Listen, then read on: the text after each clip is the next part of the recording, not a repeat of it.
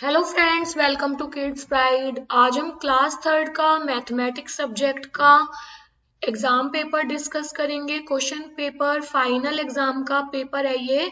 तो आप यहाँ पे देख सकते हैं टोटल 2 आवर का पेपर है यहाँ पर, और मैक्सिमम मार्क्स आपके यहाँ पर 40 हैं। ये मार्क्स वेरी कर सकते हैं। कुछ स्कूलों में पूरे 100 मार्क्स का पेपर बनाया जाता है, कुछ स्कूल में 50 मार्क्स का पेपर बनाया जाता है। मैंने यहाँ पे 40 मार्क्स का पेपर बनाया है। तो यहाँ पर इसमें कोई वो प्रॉब्लम वाली बात नहीं है। आप इस पूरे पेपर को सॉल्व कीजिए। आपको क्वेश्चन का पैटर्न पता होना चाहिए, एग्जाम पेपर किस तरह से आता है, किस टाइप्स के क्वेश्चन आते हैं, तो ये पता होना चाहिए। मार्क्स से आपको कंफ्यूज होने की जरूरत नहीं है। आपको अपना नाम लिखना है, रोल नंबर लिखना है, सेक्शन लिखना है और डेट लिखनी है। इसकी भी आप एग्जाम से पहले प्रैक्टिस करके रखिए। पूरा पेपर सॉल्व करिए। जैसे ही आपके पास क्वेश्चन आता है आप वीडियो को पॉज कर सकते हैं और क्वेश्चन को सॉल्व कीजिए। अगर पेरेंट्स ये वीडियो देख रहे हैं तो अपने बच्चों से कहिए कॉपी पेंसिल लेके बैठे और फिर सारे क्वेश्चन को सॉल्व करें और बाद में आंसर टैली करें और अपने मार्क्स फाइंड करें कि उनको कितने मार्क्स मिलते हैं। सारे क्वेश्चन कंपलसरी है, किसी भी क्वेश्चन में कोई चॉइस नहीं है। और इस पेपर में टोटल आपके 20 क्वेश्चन हैं। फर्स्ट क्वेश्चन है हमारा यहाँ पर, choose the correct answer from the options given below. MCQ question है ये। 3 ऑप्शन दिए हुए हैं। सारे पार्ट्स आपके 1 मार्क्स के हैं। ये फर्स्ट पार्ट है, ये भी 1 मार्क्स का है। सेकंड पार्ट है, ये भी 1 मार्क्स का है। और आगे 3 पार्ट्स हो रहे हैं, वो भी सारे 1 मार्क्स के हैं। तो अगर आप पहले जैसे एक क्वेश्चन सही करते हैं तो उसका आपको पूरे 1 मार्क्स मिलेंगे, और अगर गलत करते हैं तो आपको 0 नंबर मिलेंगे एक पार्ट के लिए। Any number divided by 1 is, option A is 0, option B is 1, option C is the number itself। तो इसका आंसर क्या होगा? the number itself। तो इस पे हमें टिक लगाना है। अगर आप कॉपी पे अपनी सॉल्व करते हैं तो आपको पूरा आंसर लिखना है C dot the number itself करके। 750 पैसे इक्वल टू डैश रुपीज। 750 पैसे को हमें रुपीज में कन्वर्ट करना है। तो आपको पता है यहाँ पर कि 100 पैसे में 1 रुपी होते हैं। तो इसी तरह से 700 पैसे में 7 रुपीज हो जाएंगे और 50 पैसे हो जाएंगे। तो ये पूरा चैप्टर आपने पढ़ा होगा मनी वाला, तो उससे हमारा आंसर यहाँ पर क्या हो जाएगा? बी, 7 रुपीज 50 पैसे। अब यहाँ पर आप वीडियो पॉज कर सकते हैं और सारे आंसर लिखिए। उसके बाद फिर मेरे आंसर से मैच करिए कि आपका आंसर करेक्ट है या नहीं है। 1 kilometre equal to dash metre. 1 किलोमीटर में 1000 मीटर्स होते हैं। Next question, which of the following is the smaller unit. सबसे छोटी यूनिट इन तीनों में से कौन सी है? Option A is kilometre, option B is decametre, option C is millimetre. तो मिलीमीटर सबसे छोटी यूनिट है इन तीनों में। द लार्जेस्ट कोड of a circle is diameter. Circle वाला चैप्टर आपने पढ़ा होगा, शेप्स वाला, तो उसमें ये पढ़ाया जाता है। तो लार्जेस्ट कोड कौन सी होती है? हमारी डायमीटर होती है। तो ये हमारे 5 मार्क्स के क्वेश्चन कंप्लीट हो गए हैं एमसीक्यू वाले। अब हमारे फिल इन द ब्लैंक्स हैं। ये 5 फिल इन द ब्लैंक्स हैं और ये भी 1 मार्क्स के हैं। तो टोटल ये 5 फिल इन द ब्लैंक्स आपके 5 मार्क्स के हैं। अगर आप पांचों सही करते हैं तो आपको पूरे 5 मार्क्स मिलेंगे। अगर आप मान लीजिए सपोज 2 गलत कर देता है तो आपको इनमें सिर्फ 3 मार्क्स ही मिलेंगे। तो चलिए स्टार्ट करते हैं 6th क्वेश्चन से। The number of edges of a cuboid is. तो मैंने यहाँ पे क्यूबॉइड की शेप पहले से ही बना दी है, तो आप इसमें देख सकते हैं कितनी एजेस हैं। 1 2 3 4 5 6 7 8 9 10 11 12 एजेस, यानी साइड कितनी है हमारी क्यूबॉइड में? तो ये हमारी कितनी है? 12। तो हम आंसर लिख देंगे 12। तो इस तरह से किसी भी शेप का पूछ सकते हैं, वर्टेक्स पूछ सकते हैं, एजेस पूछ सकते हैं, तो आपको वो पता होनी चाहिए। इस टाइप से क्वेश्चन आ सकता है। The measure of right angle is. Right angle हमारा कितने डिग्री का होता है? 90 डिग्री का होता है। इस तरह से आपने शेप देखी होगी, पढ़ा होगा तो, कि राइट एंगल हमारा 90 डिग्री का होता है। तो हम यहाँ पर 90 लिख देंगे अपने फिल इन द ब्लैंक में। Right the next number of 95, 85। तो हम यहाँ पे देख रहे हैं कि 10 की बैकवर्ड काउंटिंग हो रही है, 10 की। यहाँ पर माइनस हो रहा है, 95 में 10 माइनस करा तो 85, 85 में 10 माइनस करा तो 75, 75 में 10 माइनस करा तो 65। तो इसलिए 65 में हम क्या 10 माइनस करेंगे तो हमें आंसर मिल जाएगा 55। Ninth question, the smallest 5-digit number that can be formed using the digits 0, 1, 2, 3 and 4। हमारे पास यहाँ पे 5 डिजिट्स हैं, इससे हमें स्मॉलेस्ट नंबर बनाना है। तो स्मॉलेस्ट नंबर क्या होगा हमारा 1, 0, 2, 3, 4। तो आपको स्मॉलेस्ट और लार्जेस्ट दोनों नंबर ही बनाने आने चाहिए, इसकी भी प्रैक्टिस करनी है आपको। द प्लेस वैल्यू ऑफ 5, यहाँ पे आप देख सकते हैं 5 नंबर यहाँ पे है, तो 5 की प्लेस वैल्यू यहाँ पर कितनी हो जाएगी 50,000। तो हमारे यहाँ पे 10 मार्क्स का कंप्लीट हो गया है पेपर। नेक्स्ट क्वेश्चन पे आते हैं, 11th क्वेश्चन। अब ये 2 मार्क्स का क्वेश्चन है, सामने आपका लिखा हुआ है। अब जैसे कि आप देख सकते हैं, जैसे 2 मार्क्स का क्वेश्चन है तो हो सकता है किसी स्कूल में ये 4 मार्क्स का दे दे, बट सॉल्यूशन तो वही रहेगा, सेम पैटर्न वही फॉलो करना है आपको, बट मार्क्स उसमें इंक्रीज हो जाते हैं। कुछ स्कूल में 5 मार्क्स का भी दे सकते हैं, तो आप मार्क्स से कंफ्यूज नहीं होना, आपको क्वेश्चन सॉल्व करना आना चाहिए। तो क्वेश्चन पढ़ लेते हैं सबसे पहले। The sum of 2 numbers is 100। 2 value का सम जो है हमारा 100 है। 1 number is 48, find the other number. तो इसका सॉल्यूशन देख लेते हैं। सम ऑफ, आप इसी तरह से अगर करेंगे तो आप आगे जाके कंफ्यूज नहीं होंगे, क्योंकि कई बार बच्चे बहुत ज्यादा कंफ्यूज हो जाते हैं कि कैसे करना है, माइनस करना है, प्लस करना है, मैं ऐसे कर लेते हूँ, ऐसे कर लेता हूँ। तो वो कंफ्यूज नहीं होना। अगर आप यही 3 लाइन लिखते हुए चलेंगे तो आपको कोई कंफ्यूजन नहीं होगा। सम ऑफ 2 नंबर इक्वल टू 100 जो आपको फर्स्ट लाइन में दिया हुआ है। तो इस तरह से हो सकता है किसी क्वेश्चन में आ जाए सम ऑफ 2 नंबर इज 80 या सम ऑफ 2 नंबर इज 220। तो आप हमेशा फर्स्ट लाइन में यही लिखिए, sum of 2 number is equal to जो भी आपको यहाँ पे नंबर दिया हुआ है। 1 number is 48, 1 number equal to जो भी आपको नंबर दिया हुआ है वो लिखिए। अदर नंबर क्या हो जाएगा, हम 100 में से 48 को क्या करेंगे, सब्ट्रैक्ट कर देंगे, तो हमें आंसर मिल जाएगा। तो आपको यहाँ पर सब्ट्रैक्शन आना जरूरी है। 100 में से हमें क्या माइनस करना है 48। तो डायरेक्ट तो ये माइनस नहीं होगा, हमें क्या करना पड़ेगा, कैरी लेना पड़ेगा। तो ये 0 हमारा क्या बन जाएगा 10, और ये वाला हमारा 10 कैंसिल होके क्या बन जाएगा 9। 10 माइनस 8 2, 9 माइनस 4 5। तो इस तरह से अगर आप यही 3 लाइन लिखते हुए चलेंगे तो आप आगे जाके कोई मिस्टेक नहीं करेंगे। फाइंड द अदर नंबर, यहाँ से अदर नंबर आप लिख सकते हैं। नेक्स्ट क्वेश्चन है हमारा, right the expanded form of 6754। 6754 को हमें एक्सपेंडेड फॉर्म में लिखना है।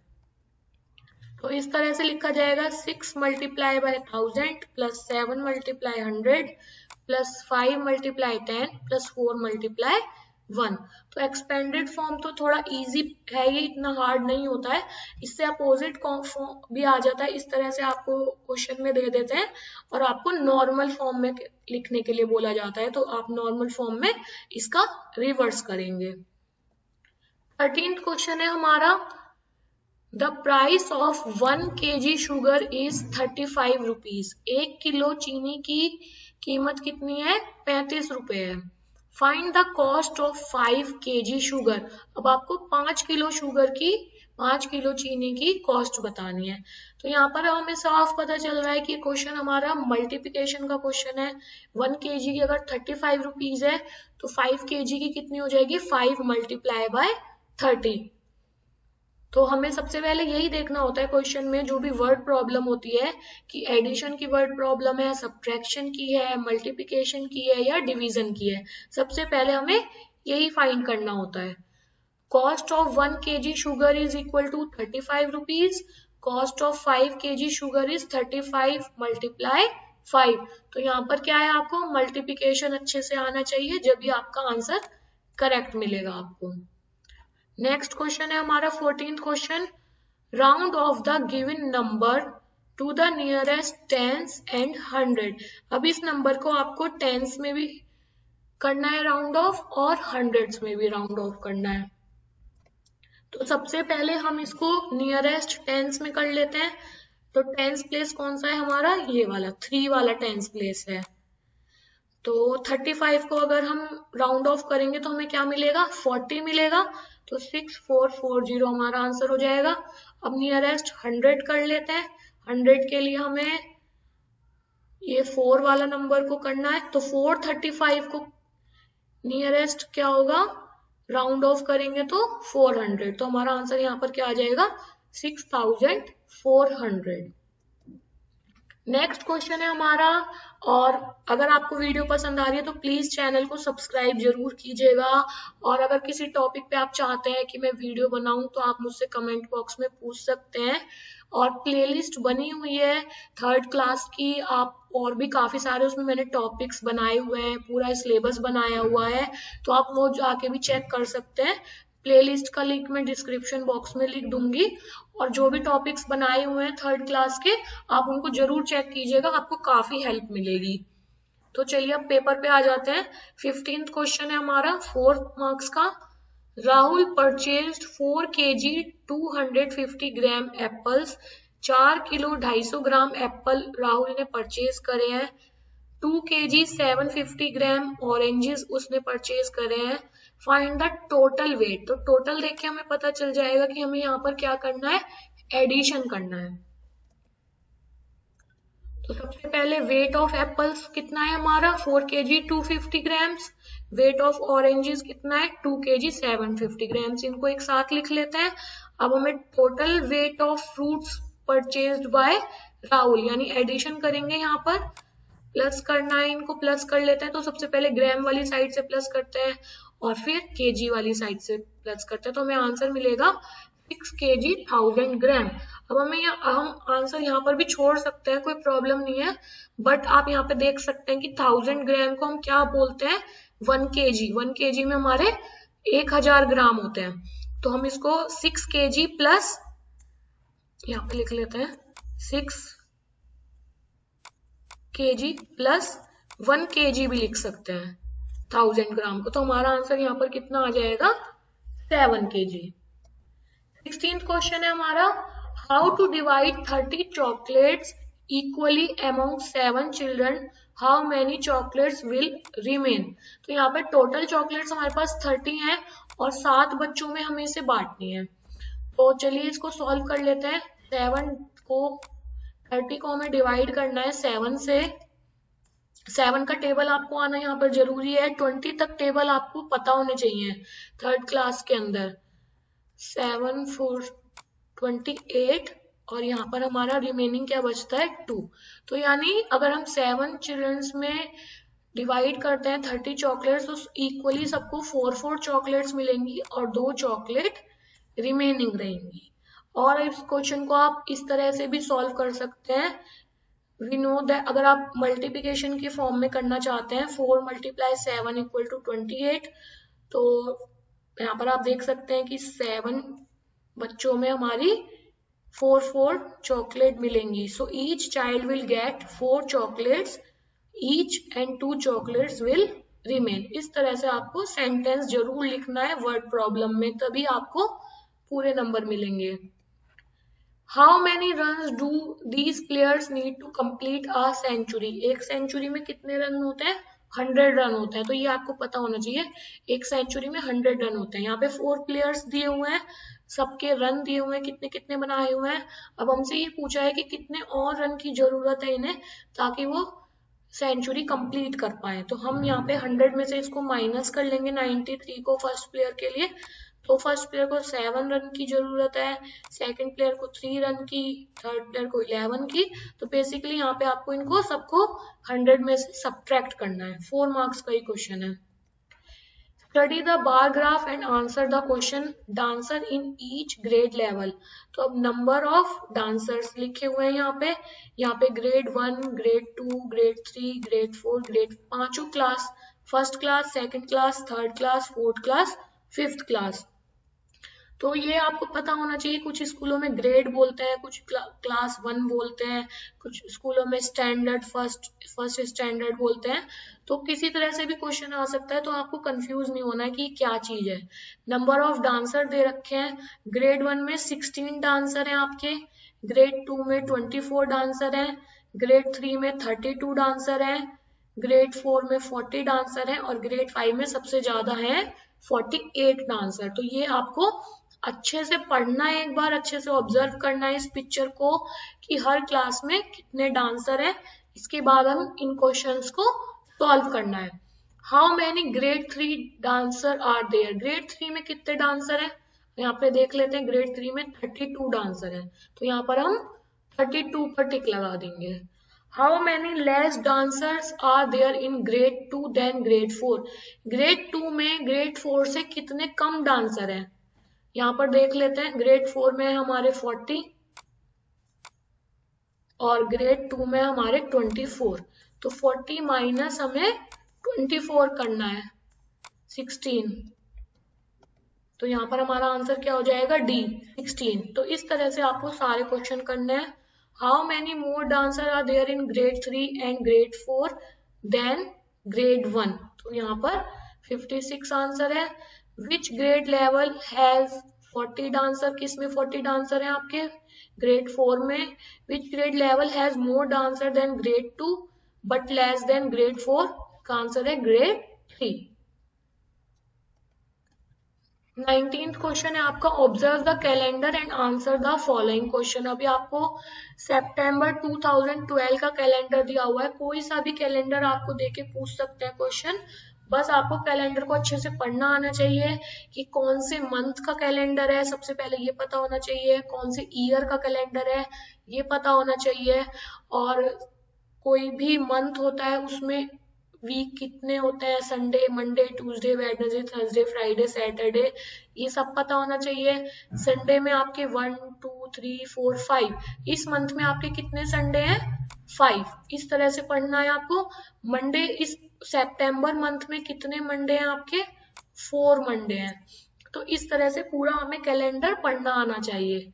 तो क्वेश्चन कुछ भी आ सकता है। तो फर्स्ट क्वेश्चन है यहाँ पर, name the days which comes 5 times in this month. इस मंथ में कौन सा डे है जो 5 टाइम्स आ रहा है? अब यहाँ पर हम देख सकते हैं संडे आ रहा है 5 टाइम्स और सैटरडे आ रहा है 5 टाइम्स, बाकी सब 4 टाइम्स आ रहे हैं। तो हम यहाँ पे आंसर में लिख देंगे Saturday and Sunday. Next question है यहाँ पर, 28 सितंबर इज फ्राइडे। 28 सितंबर का देख लेते हैं, यहाँ पर फ्राइडे है। Write the date for next Friday. अब नेक्स्ट फ्राइडे की क्या डेट होगी? 28, 29, 30। अब आपको ये चेक करना है कि सितंबर आपका 30 का मंथ होता है या फिर 31 का मंथ होता है। तो चेक कर लेते हैं पहले। 30 का होता है, तो यहाँ से स्टार्ट होगी हमारी डेट 1 2 3 4 5, यानी हमारा नेक्स्ट आ जाएगा, अक्टूबर आ जाएगा। तो 5 अक्टूबर इसका आंसर हो जाएगा। Write the date for second Saturday. Second Saturday की क्या डेट है? फर्स्ट सैटरडे हमारा 1 का है और सेकंड सैटरडे हमारा 8 का है, तो 8 सितंबर इसका आंसर हो जाएगा। Write the table of 12 and 13। मैंने पहले भी बोला है 20 तक टेबल आपको अच्छे से आने चाहिए। कोई से भी 2 टेबल बोल दिए जाते हैं फाइनल एग्जाम में लिखने के लिए। तो 3 मार्क्स का क्वेश्चन है, यानी 1.5 मार्क्स का एक आपका टेबल है 12 और 1.5 मार्क्स का टेबल है आपका 13 का। तो पूरा टेबल आपको अच्छे से आना चाहिए, तभी आपको पूरे मार्क्स मिलेंगे। Thanks for watching kids pride. I hope मेरी वीडियो आपको पसंद आई होगी। वीडियो पसंद आई हो तो प्लीज चैनल को सब्सक्राइब जरूर कीजिएगा और वीडियो को लाइक कीजिएगा और अपने फ्रेंड्स के साथ शेयर कीजिएगा। Thank you, bye bye.